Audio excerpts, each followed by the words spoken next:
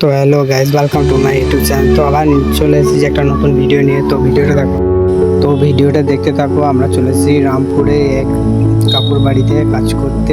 তো কাজ করতে করতে খাবার টাইম হয়ে গেছিলো। তো খাবার পর আমরা বসেছিলাম গাছতলায়। তো গাছতলায় বসেছিলাম, দেখো গাছতলায় বসার পর আমি দেখি এক দাদু মাছ ধরছে। তো টুকি খুলছে, দেখতেই পাচ্ছ। তো আটাটা মাখিয়ে নিল প্রথমে। আটাটা মাখানোর পর খোল চারু দিল, খোল চারু মাখিয়ে নিল। খোল চারটা দেখো ঢালছে, দিয়ে মাখিয়ে নিল আরেকবার। নেবার পর ঢিলা করে ছুড়ে দিল পুকুরে। তো পুকুরে দেখতেই পাচ্ছ ছুড়ে দিল সব। তো রোদে হালাত খারাপ হয়ে গেছে, তার জন্য গাছতলায় বসার পর দেখতে পাচ্ছ দাদু টগি ছুটছে, তুলছে। তো একটা শেষমেশ লেগে গিয়েছে মাছ। তো মাছটা তুলে নেয়।